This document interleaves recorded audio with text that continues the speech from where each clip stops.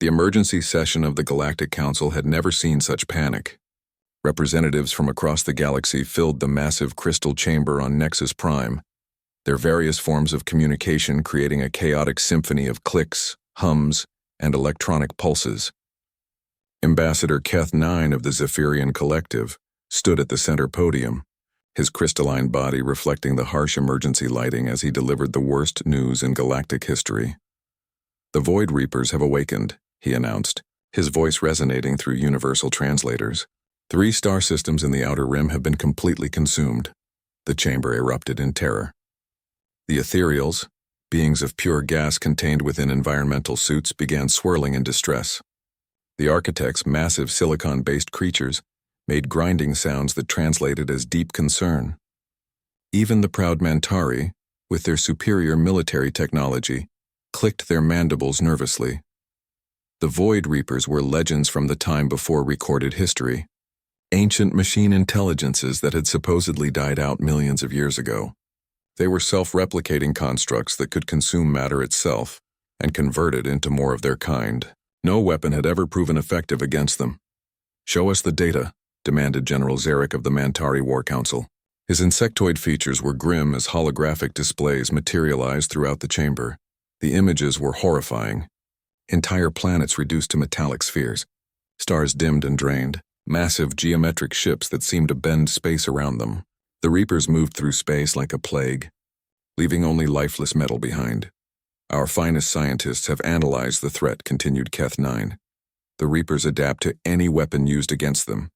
Plasma cannons become useless after the first attack. Energy shields are absorbed and turned against us. Even our most advanced AI systems are corrupted within minutes of contact."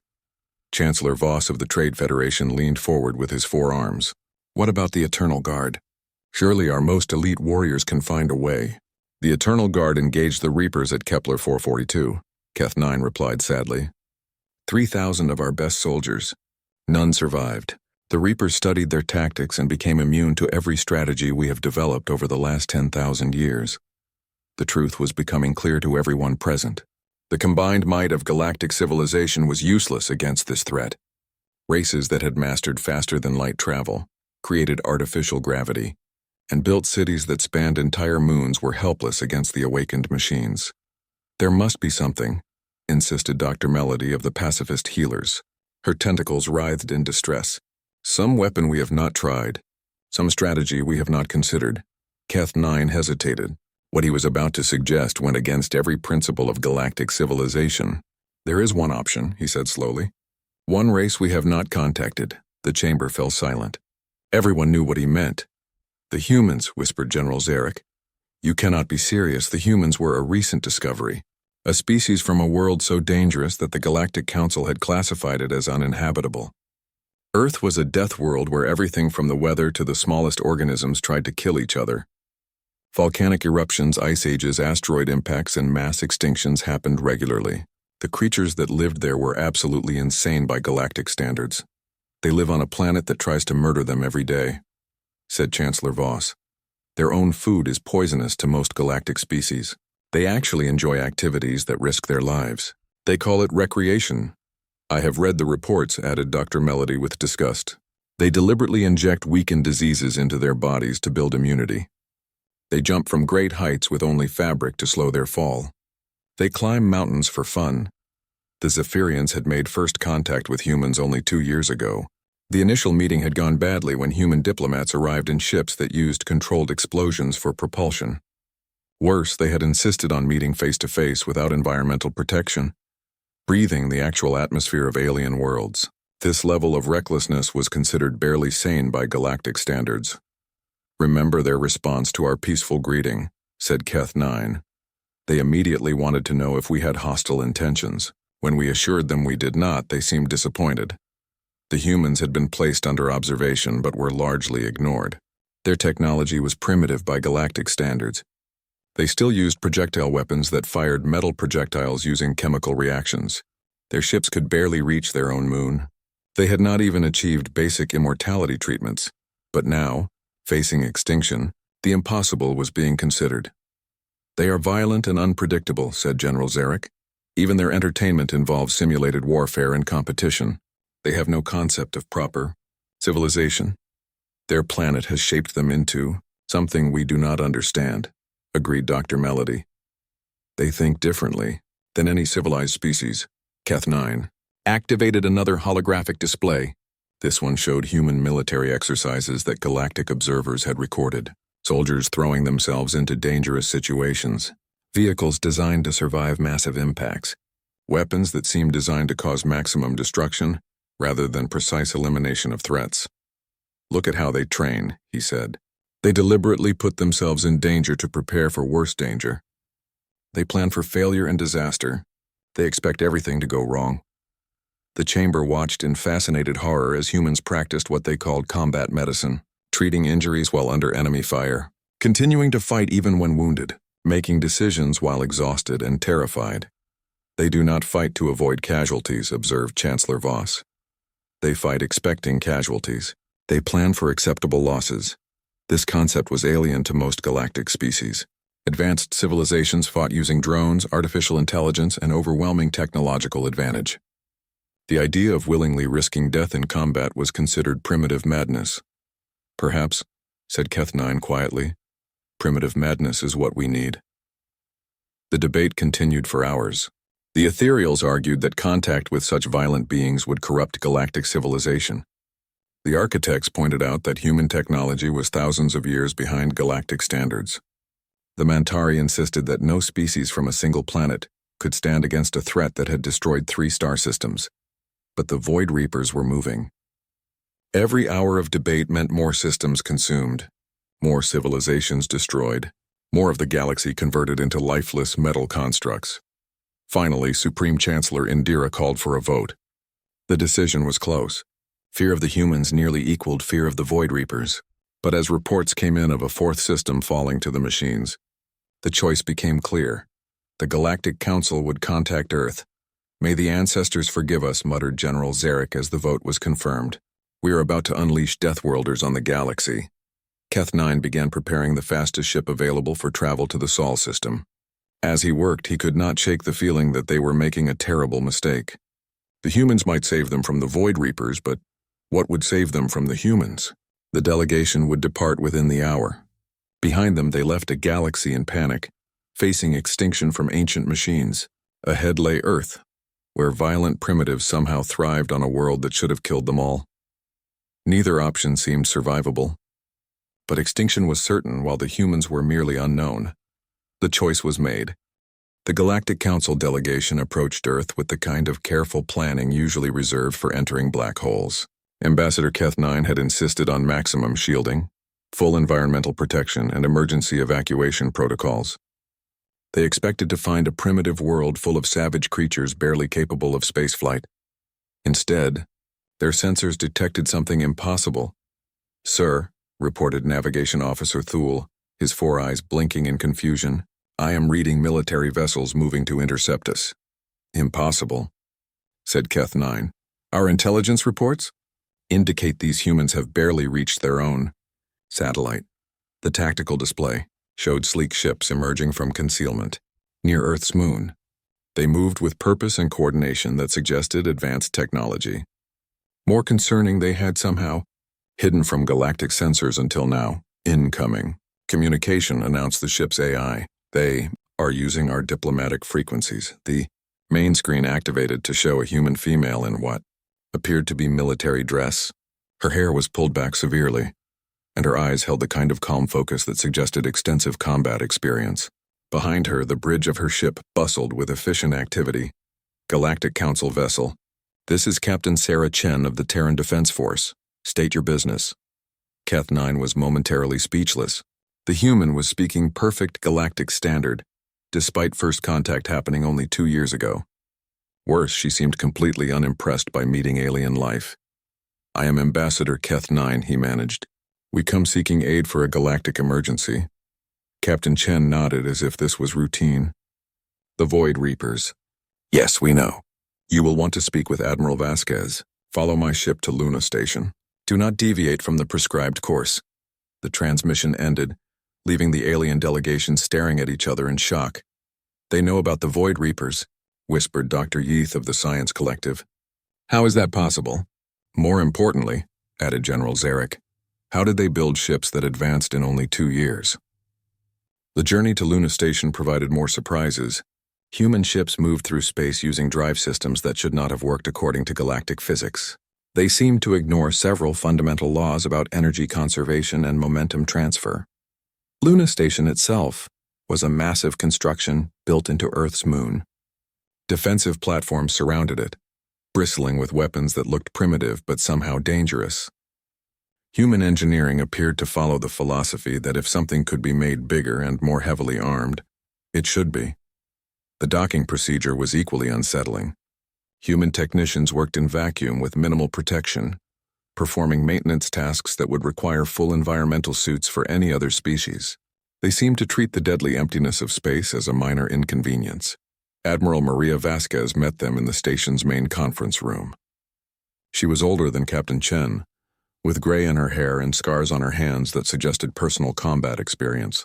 Around the table sat other human officers, all displaying the same calm competence. "Gentlemen," she began, "we appreciate you coming to us. Shows you are finally taking this threat seriously." "Finally?" asked Keth 9. "We only learned of the Void Reapers 3 days ago." Admiral Vasquez exchanged glances with her staff. "We have been tracking Reaper activity for 8 months. Started preparing countermeasures as soon as we detected the first awakening signatures." The aliens sat in stunned silence. The humans had known about the threat before the galactic powers and had kept it secret. "Why did you not warn us?" demanded General Zarek. "Would you have listened?" asked Colonel Martinez, a scarred human with cybernetic implants replacing his left arm. "Your species classify our world as uninhabitable. You think we are primitives playing with explosives." This was embarrassingly accurate. The Galactic Council had indeed dismissed human capabilities. "Show them the analysis," ordered Admiral Vasquez. The conference room filled with holographic displays showing Void Reaper technology, movement patterns, and tactical assessments. The detail was extraordinary. Somehow the humans had analyzed the threat more thoroughly than the combined galactic intelligence services. "The Reapers are adaptive," explained Dr. Kim Okafor, a human scientist whose augmented eyes glowed softly as she manipulated the data. "They learn from each engagement and develop countermeasures. Your standard tactics are useless because they follow predictable patterns." "What do you propose?" asked Keth 9. Admiral Vasquez smiled, and somehow that expression was more terrifying than any alien weapon. "We do what humans do best. We cheat." The human plan was insane by galactic standards. Instead of meeting the Reapers with superior technology, they intended to use chaos, unpredictability, and tactics that no rational species would attempt. "You want to ram ships directly into their vessels?" asked Dr. Yith in horror. "Among other things," confirmed Captain Chen. "Human pilots excel at close-quarters combat. We have been practicing ramming attacks since we developed spaceflight." "That is suicide," protested General Zarek. "That is Tuesday," replied Colonel Martinez. "We lose ships in training exercises regularly. Acceptable casualties are part of any engagement." The concept of acceptable casualties was foreign to most galactic civilizations. They fought using overwhelming technological advantage to minimize losses. The idea of deliberately sacrificing resources for tactical gain seemed wasteful and primitive. "Your people will die," said Keth 9. "Some will," agreed Admiral Vasquez. "But humans understand something your species seem to have forgotten. Sometimes the only way to win is to be willing to lose everything." The humans showed them training footage of their military forces, soldiers practicing combat in environments that would kill most galactic species, ships deliberately damaged to test emergency procedures, pilots learning to fight while their vessels were falling apart around them. "We call it doomsday planning," explained Dr. Okafor.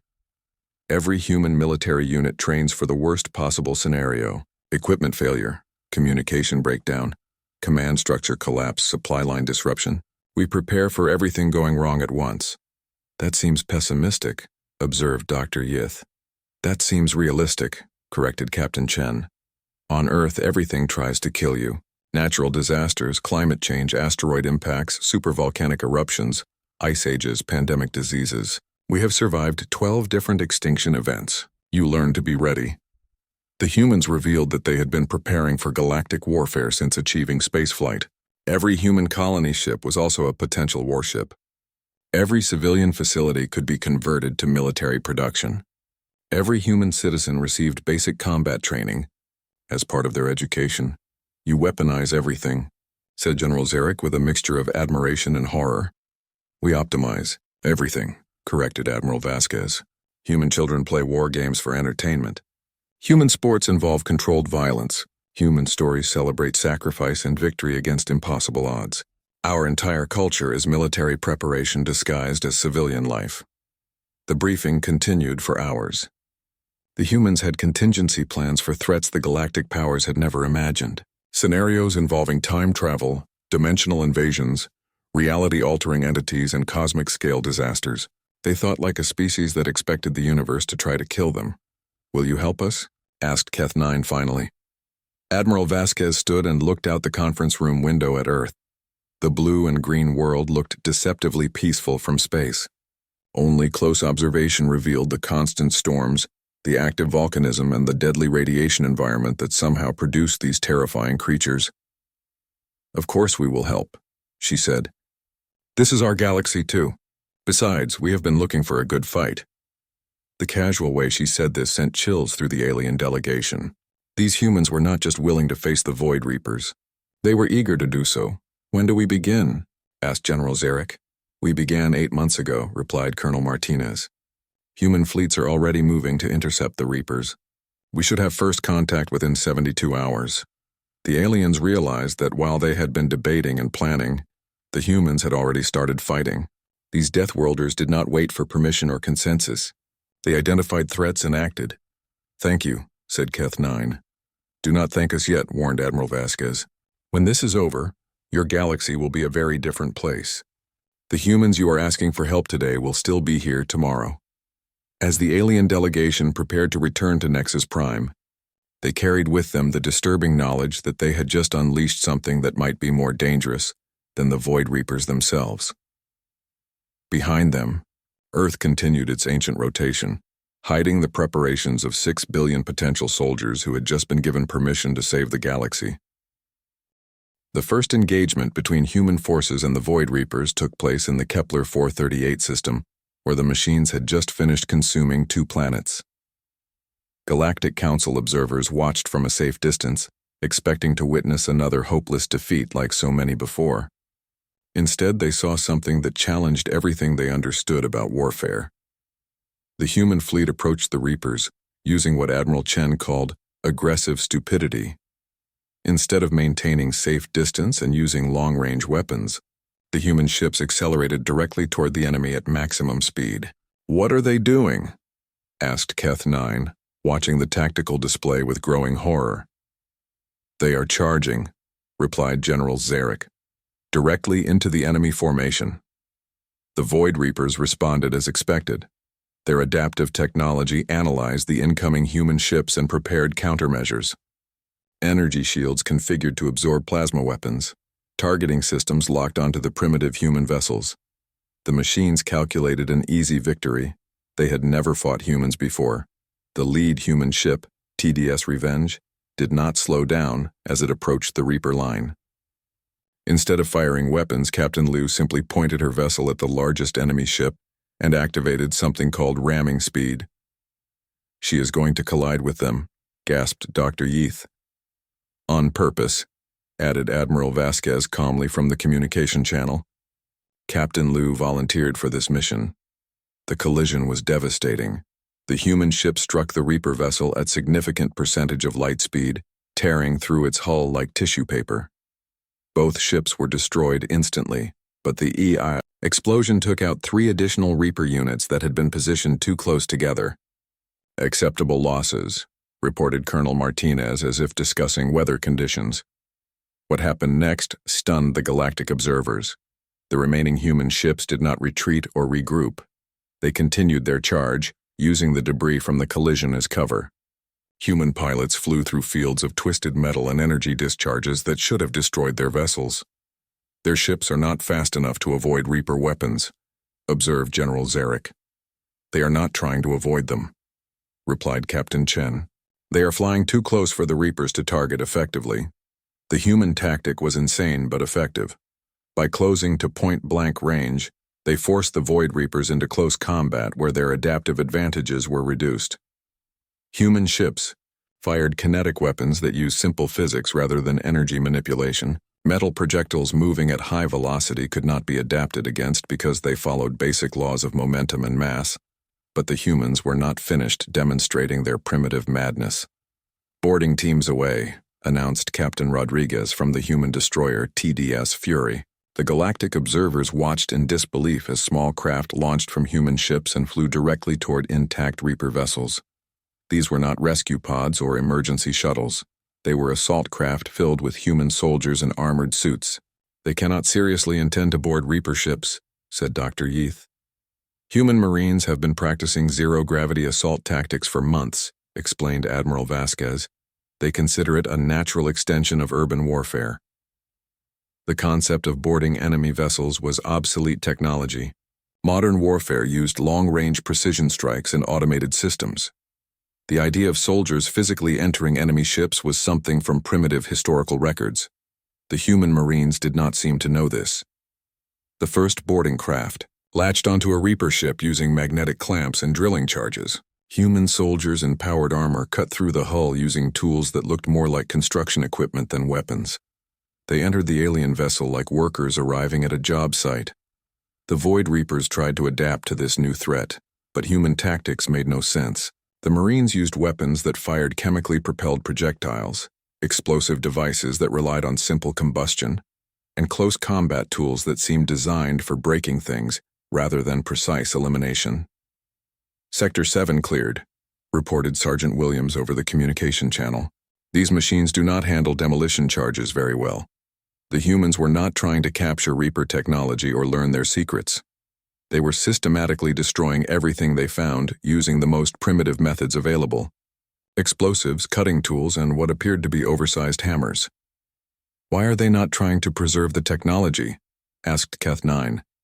"Because we already have what we need," answered Dr. Okafor.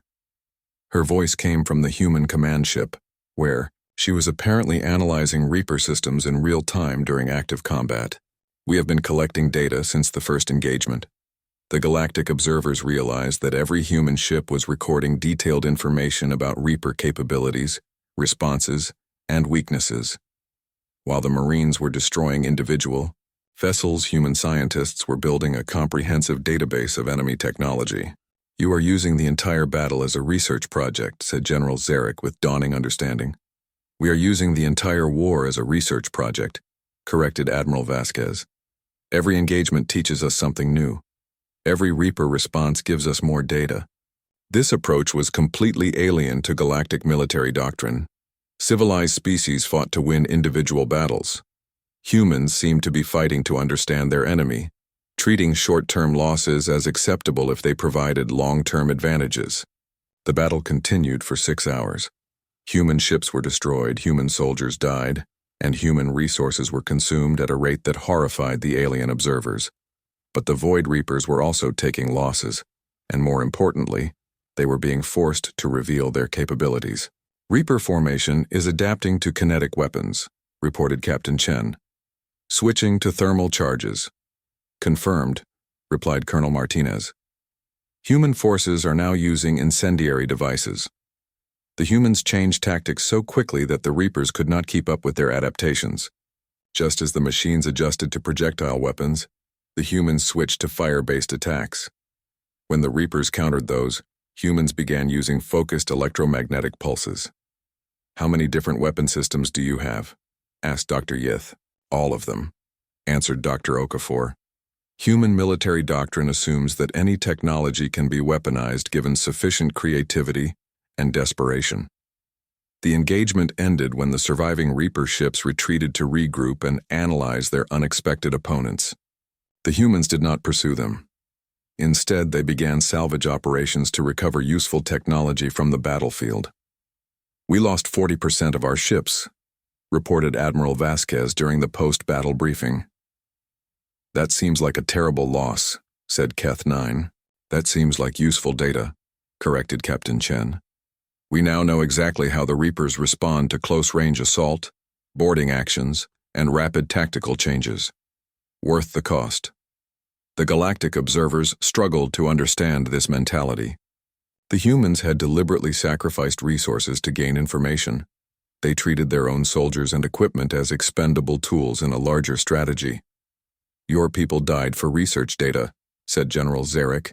"Our people died saving the galaxy," replied Colonel Martinez. "The data ensures their deaths were not wasted." The human ability to extract value from defeat was disturbing. They analyzed their losses with the same clinical detachment they used for enemy weaknesses. Every failure became a learning opportunity. Every death provided information for future engagements. "What did you learn?" asked Dr. Yith. Dr. Okafor activated a holographic display showing Reaper ship schematics, weapon configurations, and behavioral patterns. The detail was extraordinary, far exceeding anything the galactic powers had collected during months of observation. "The Reapers are not as adaptive as they appear," she explained. "They follow predictable decision trees when faced with unexpected situations. They can learn, but they cannot innovate. They respond to chaos by trying to create order." "What does that mean?" asked Keth 9. "It means we know how to beat them," said Admiral Vasquez. "We just need more humans." The transmission ended, leaving the galactic delegation with a disturbing realization. The humans had fought the Void Reapers to a standstill using primitive technology and insane tactics. More importantly, they had enjoyed doing it. Reports began coming in from other human engagements across the galaxy. Human fleets were appearing in systems the Galactic Council did not even know were threatened. They fought with the same reckless aggression, the same willingness to sacrifice, and the same terrifying competence. "They are everywhere," whispered General Zarek. "How many ships do they have?" The answer, when it came, was worse than anyone expected. Humanity had not just prepared for galactic warfare. They had been building for it since achieving spaceflight. Every human colony ship could be converted to military use. Every civilian transport could carry troops. Every mining station could produce weapons. The humans had turned their entire civilization into a military machine disguised as peaceful expansion. They were not just willing to fight the Void Reapers. They had been preparing for this fight since before they knew it was coming. The galaxy would never be the same. 3 weeks into the war against the Void Reapers, the Galactic Council received an intelligence briefing that challenged everything they thought they knew about human capabilities. The report came from General Martinez, who had been coordinating human operations across 17 different star systems. "The Reapers are adapting faster than we anticipated," he announced during the secure conference call. "But that is exactly what we expected them to do." Ambassador Keth 9 felt his crystalline structure vibrate with confusion. "I do not understand. You said their adaptation was predictable." "It is," replied Dr. Okafor, whose image appeared on the communication screen alongside Martinez. "Every Reaper response follows logical patterns. They analyze threats, develop countermeasures, and implement solutions. Very efficient, very rational, very predictable." "Then why are you losing ships?" demanded General Zarek. General Martinez smiled, and somehow that expression was becoming familiar to the alien delegates. It usually preceded something terrifying. "We are not losing ships. We are investing them." The distinction seemed meaningless to the galactic observers, but human military doctrine apparently treated destruction differently than other species. Where aliens saw waste, humans saw opportunity. "Every engagement has been carefully planned to reveal specific information about Reaper capabilities," explained Dr. Okafor. "We have been conducting the largest intelligence-gathering operation in galactic history." The humans displayed their accumulated data, ship movements, weapon configurations, communication protocols, command structures, and decision-making patterns. They had mapped the Void Reapers more completely than any previous threat in galactic history. "This level of analysis should take years," said Dr. Yeath in amazement. "It has taken years," corrected Admiral Chen, joining the conference from her flagship. "We have been preparing for this specific type of enemy since we first learned about galactic civilization." The aliens realized that human preparation had been far more extensive than anyone imagined. They had not just been building weapons and ships. They had been developing strategies for fighting threats that had not yet appeared. "You planned for war against an enemy you had never seen?" asked Keth 9. We planned for war against every enemy we could imagine, replied General Martinez. Humans excel at preparing for worst-case scenarios. The human strategic planning was comprehensive beyond anything in galactic military history. They had developed contingencies for fighting energy beings, hive minds, time travelers, reality manipulators, and cosmic entities. The Void Reapers were just one item on a very long list. How is such preparation possible? Asked General Zarek. Human civilization is built on survival thinking, explained Dr. Okafor. Every human child learns about extinction events, natural disasters, and existential threats. We study failure so we can avoid it. The conversation was interrupted by an emergency alert from the front lines. Captain Rodriguez was requesting immediate communication from the Vega system, where human forces had engaged a massive Reaper fleet. Report. Captain? Ordered Admiral Chen. Captain Rodriguez appeared on screen, his uniform torn and his face covered in what looked like combat damage. Behind him, his ship's bridge showed signs of extensive battle damage. Admiral, we have successfully completed the infiltration mission, he announced. Human volunteers have achieved neural interface with Reaper technology. The alien delegates stared in shock. Neural interface with enemy technology was considered impossible.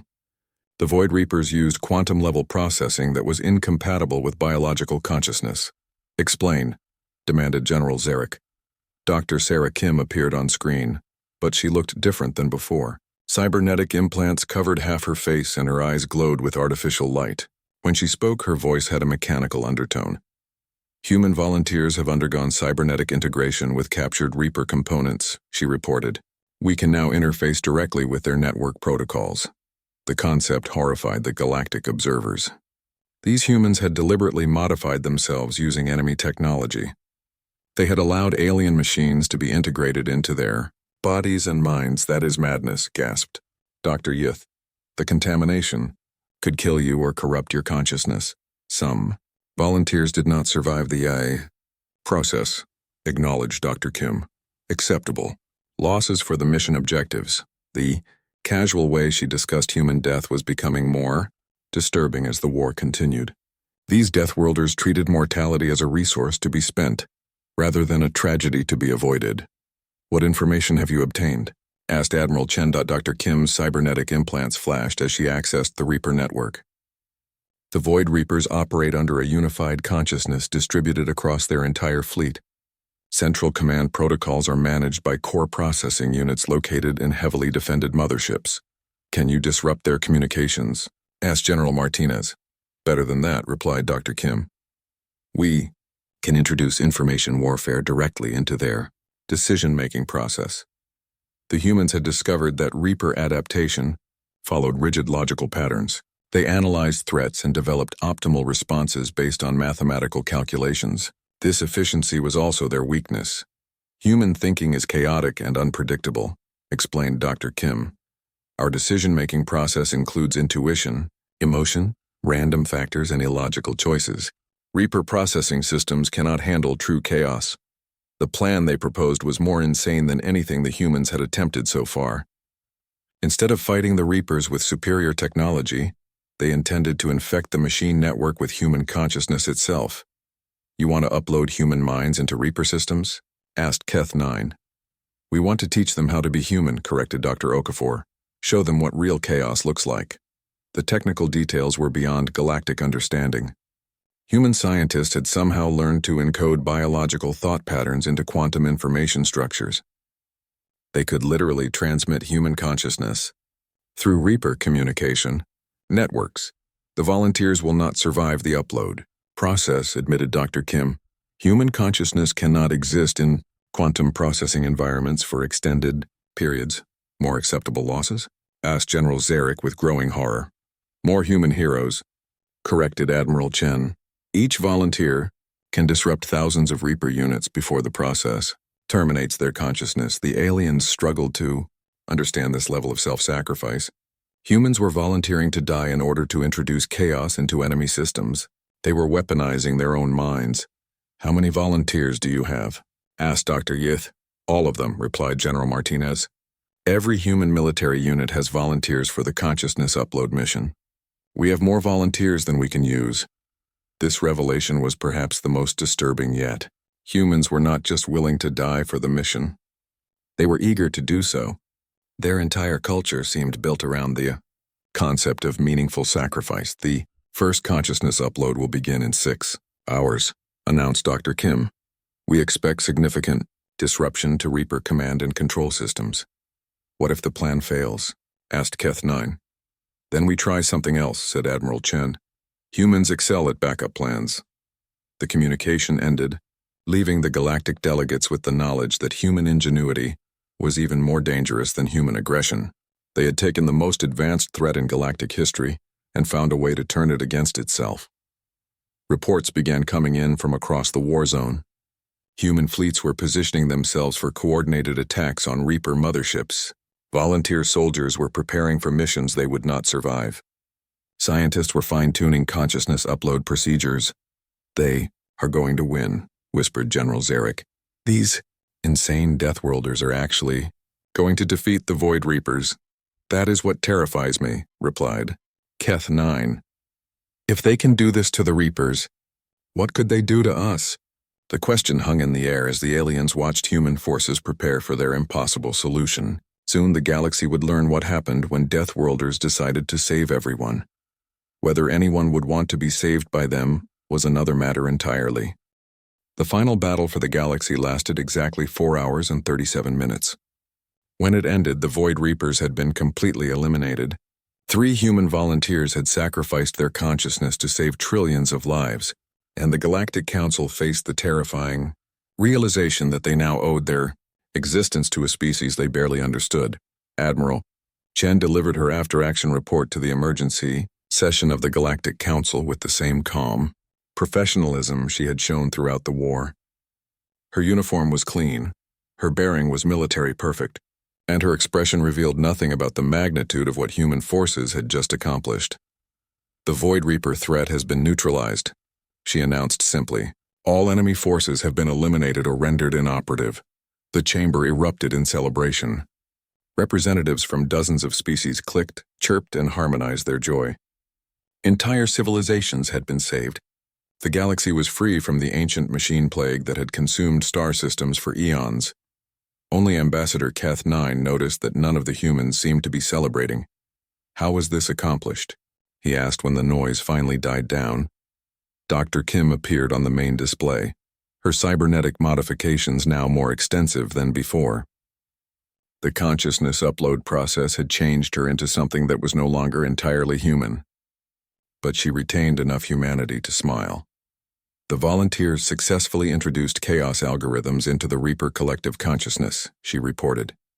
Human thought patterns proved incompatible with their quantum processing systems. The technical explanation was simple enough. The Reapers operated as a unified intelligence that made decisions through collective agreement. Every unit contributed to a shared consciousness that analyzed threats and developed optimal responses.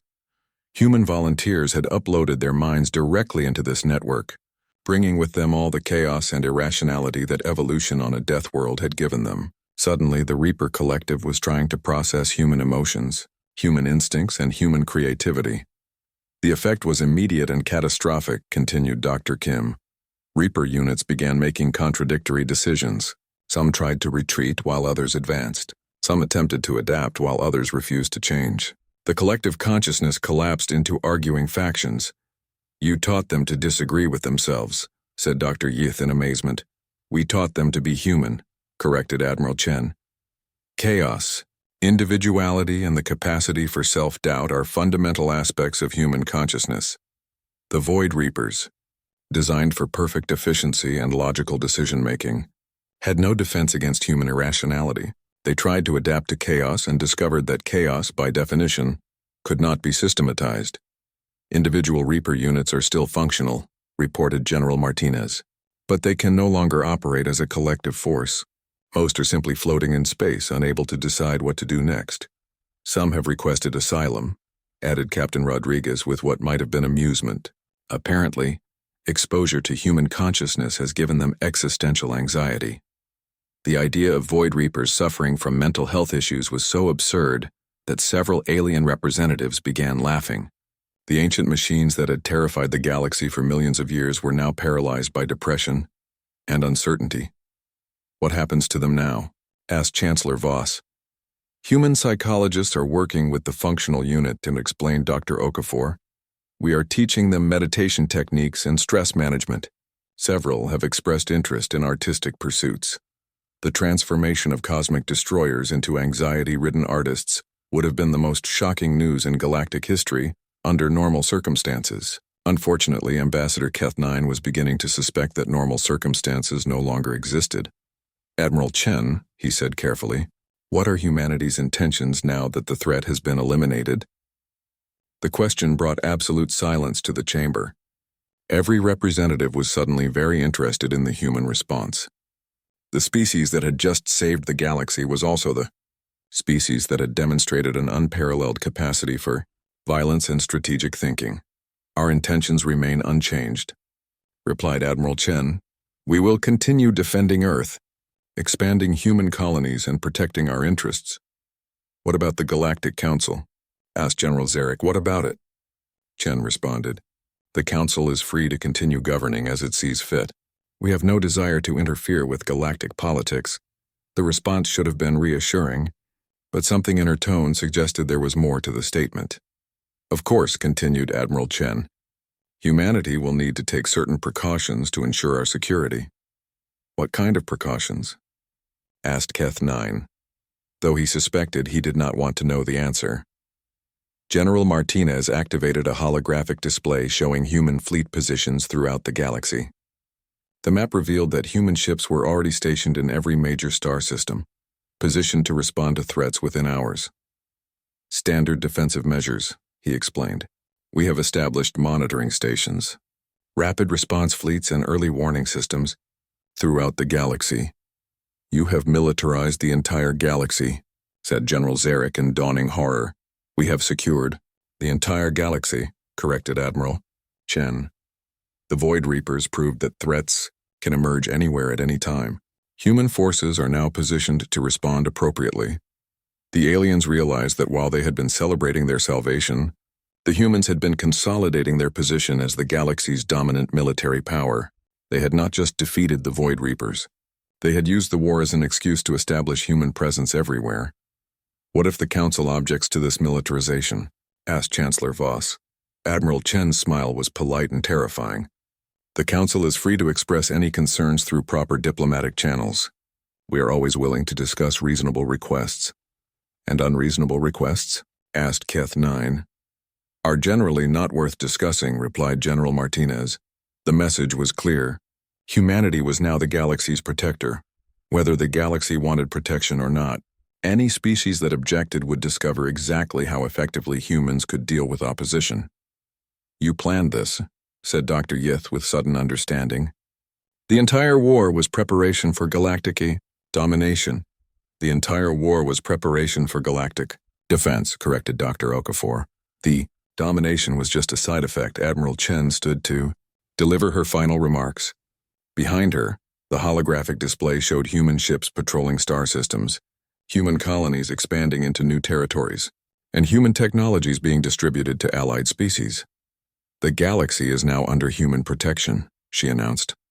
We will defend against external threats, maintain peace between member species, and ensure that civilized life can continue to flourish. Whether we want your protection or not, asked General Zarek. Whether you understand that you need it or not, replied Admiral Chen. Humans have experience dealing with reluctant allies. We are very patient when necessary. The transmission ended, leaving the Galactic Council to contemplate their new reality. They had asked the humans to save them from the Void Reapers, and the humans had done exactly that. Unfortunately, no one had asked what would happen after the humans finished saving everyone. Ambassador Keth-9 filed his final report on human capabilities with a heavy heart. The galaxy was safe from external threats, but it now belonged to creatures who thought violence was recreation and treated mortality as a tactical resource. At least they seem benevolent, offered Dr. Yith. For now, replied Keth-9. But they are still Deathworlders, and Deathworlders are never truly safe. Outside the council chambers, human ships continued their patrols. Earth continued its ancient rotation, hiding 6 billion potential soldiers who had just inherited responsibility for protecting a galaxy that would never fully trust them. The age of human dominance had begun, and there was nothing anyone could do about it except hope that humanity's definition of protection remained compatible with everyone else's definition of freedom. History would record that when the galaxy faced extinction, humans had stood up to save everyone. What history would struggle to explain was why being saved by humans felt so much like being conquered by them. The Void Reapers were gone, but in their place stood something far more unpredictable and infinitely more dangerous. The galaxy was safe. Whether it was free was another question entirely.